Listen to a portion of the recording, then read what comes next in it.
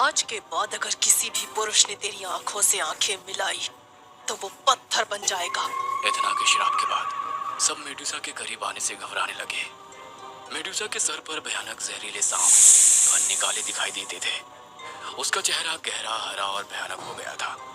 उसके दांत भी भद्दे और टेढ़े मेढ़े हो गए थे। अब वो एक सुनहरे लंबे बालों वाली सुंदरी की जगह एक डरावनी भद्दी राक्षसी लगने लगी थी। मेडुसा अपने दिन गुजारने के लिए अफ्रीका चली गई, जहाँ एक पुराने से किले में वो अपनी दोनों बहनों के साथ रहने लगी। इधर देवी एथेना और राजा ने मिलकर पर्सियन को मेडुसा का सर लाने का काम सौंप दिया। पर्सियन एक महान नायक था। उसने बड़ी बहादुरी से मेडुसा की आंखों में देखे बिना ही उसका सर काट दिया और उसे अपने साथ ग्रीस लेकर आ गया। कहते हैं कि उसने बाद में सर को यहीं ग्रीस में किसी गुमनाम सी जगह पर गाड़ दिया था। मुझे लगता है जहाँ से यह मूर्ति मिली है जरूर ये वही जगह रही होगी जहाँ पर्सियन ने उसका सर गाड़ा था। बस एक पहेली है जो अभी भी मेरी समझ से बाहर है, वो ये कि अगर उसने मेडुसा का सर यहाँ गाड़ा था तो हमें कोई कंकाल मिलना चाहिए था, और इतनी सदियां बीत गई है शायद कंकाल भी नहीं मिलना चाहिए अब तो।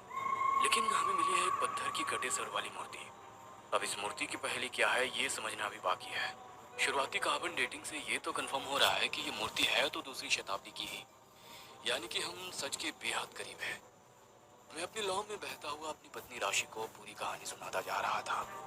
कहानी सुनाते हुए मैं कहानी में इतना खो गया था कि मैंने एक बार भी पलटकर राशि की ओर नहीं देखा था। मैंने एक बार भी महसूस नहीं किया कि राशि के हाव भाव कुछ बदल गए हैं। मेरी बात को खत्म होने के बाद राशि कुछ भारी सी आवाज में बोली, बस इतना ही जानते हो? अगर रिसर्च करने ही आए हो तो चलो, आज पूरी कहानी मैं तुम्हें सुनाती हूँ। राशि की बात सुनकर मैंने गौर से उसकी ओर देखा।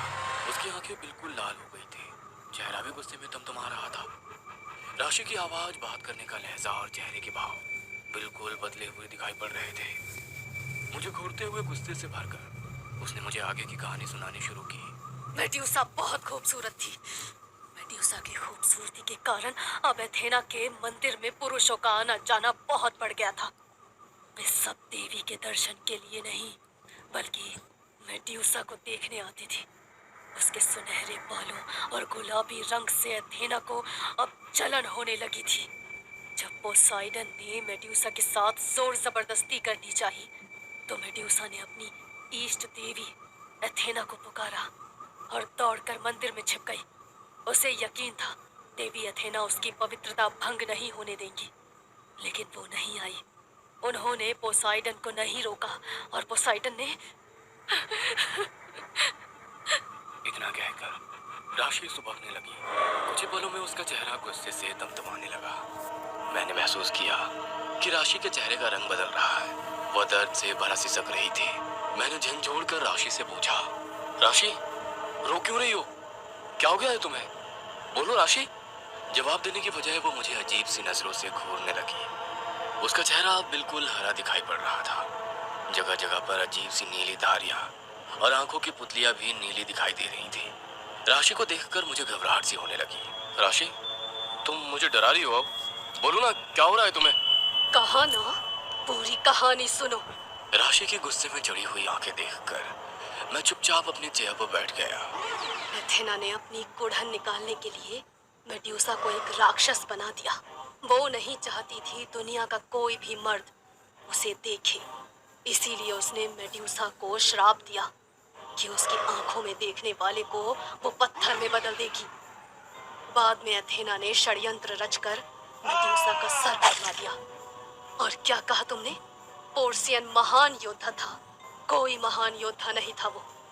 मेड्यूसा का सर काटने के लिए वो उसे दिन और सालों तक तलाशता रहा, लेकिन उसे ढूंढने में सफल नहीं हुआ। उसके बाद उसने छल से ये पता लगाया कि मेड्यूसा कहाँ छिपी हुई है। उसका पता मिलने के बाद भी उसमें हिम्मत नहीं थी कि वो मेड्यूसा को मार सके, इसीलिए उसने अपने कपट का सहारा लिया। मेड्यूसा को मारने के लिए उसने एथेना की दी हुई ढाल से प्रतिबिंब में उसका चेहरा देखा और ग्रीक गॉड की दी हुई तलवार से उस पर वार कर दिया। तुम शायद जानते नहीं कि मेड्यूसा के कटे सर में भी इतनी शक्ति थी कि वो किसी को भी पत्थर बना सकती थी। मेड्यूसा के सर का उपयोग करके उन दुष्टों ने न जाने कितने ही युद्ध जीते।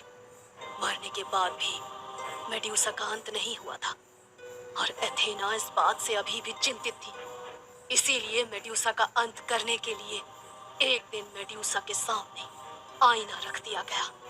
अपना ही चेहरा आईने में देखने से मेड्यूसा का सर उसी क्षण पत्थर में बदल गया। उसके बाद एथेना और पर्सियन ने मेड्यूसा के सर को एक गुमनाम जगह पर सैकड़ों हजारों फीट गहराई में छिपा दिया।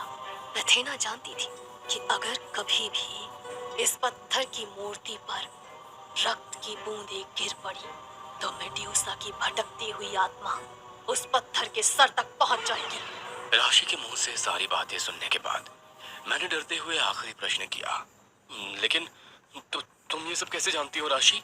क्योंकि मेड्यूसा लौट आई है वो। मीटिंग के दौरान मेरा ध्यान भटका और कांच का गिलास मेरे हाथ से छूटकर नीचे गिरकर टूट गया। नीचे झुककर उसे उठाते समय मेरे हाथ में एक कांच का टुकड़ा धंस गया, जिससे खून बहने लगा। अचानक से खून बहता देखकर मैंने अपना हाथ झटक दिया, जिससे खून की कुछ बूंदें मेड्यूसा की मूर्ति पर भी गिर पड़ी। अब मैं समझ गया था, यानी कि मेरे कारण मेड्यूसा की आत्मा वहां पहुंच गई। मैंने अपने सूखते हलक से अटकते हुए पूछा, तो क्या तुम मेडुसा हो? मेरे इतना कहते ही राशि जोर से ठहाका लगाकर हंस पड़ी। मैं स्टेनो, मेड्यूसा की बहन। तुम मेडुसा? राशि के इतना कहते ही मुझे महसूस हुआ एक अजीब सी शक्ति आकर मुझसे टकराई। अगले ही पल मेरा शरीर बस में नहीं था। मेरे सर पर असंख्य सांप लटक रहे थे। मेरा चेहरा भद्दा और भयानक हो गया था।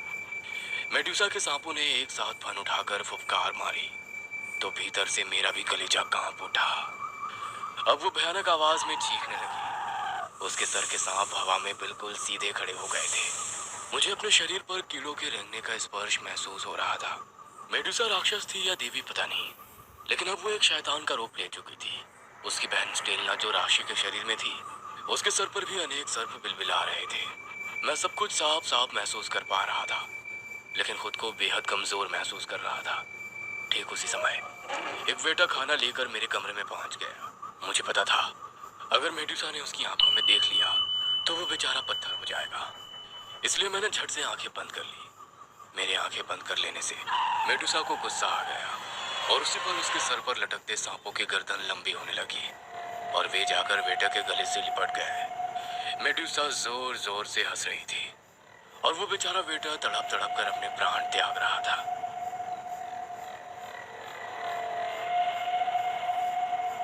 कुछ ही देर में ग्रीस आर्कियोलॉजी डिपार्टमेंट के हेड मिस्टर बेरिसो मेरे रूम में थे।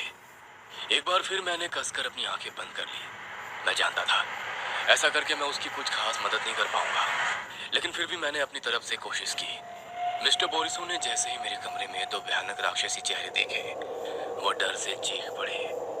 मेडुसा के सर पर लटकते सांपों ने बोरिसो के हाथ पर हमला किया और उसके हाथ को चिबाने लगे। मिस्टर बोरिसो किसी तरह सांप से अपना हाथ छुड़ाकर नीचे बने फ्लोर पर पहुंच गए, जहां पर देश विदेश से आए हुए बहुत से डेलीगेट्स जमा थे। अपने सामने भयानक मेडुसा को देखकर वहां चीख पुकार और अफरा तफरी सी मच गई। हर तरफ ऐसा लगता था जैसे मौत नाच रही हो। मेडुसा और उसकी बहन स्टेनो भयानक आवाज में हंस रही थी और उनके सर पर लटकते नाग और जहरीले सांप एक एक करके सभी को चबा रहे थे। उन्होंने किसी की आंखें नोच ली थी तो किसी का चेहरा चबा डाला था। हर तरफ बस खून ही खून फैला दिखाई दे रहा था। वही हॉल में एक किनारे पर छिपे हुए एक कपल आपस में बातें कर रहे थे। लिली, लगता है आज ये हम में से किसी को भी जिंदा नहीं छोड़ेगी। क्या ऐसा कोई तरीका नहीं है जिससे हम इसको वापस भेज सकें? मुझे लगता है जरूर ये सभी शापित मूर्ति के कारण हो रहा है। क्यों ना हम इस मूर्ति को ही तोड़ दें। जॉन की बात सुनकर लिली और जॉन मेडुसा की नजर से बचते हुए उस मूर्ति के पास पहुंच जाते हैं और लिली हथौड़े से मेडुसा की मूर्ति को तोड़ने लगती है।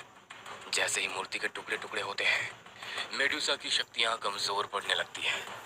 अपनी शक्तियों के कमजोर पड़ते ही मेडुसा ने गुस्से से जॉन की ओर देखा और इस बार मुझसे गलती हो गई। मैंने अपनी आंखें खोलकर जॉन की ओर देख लिया।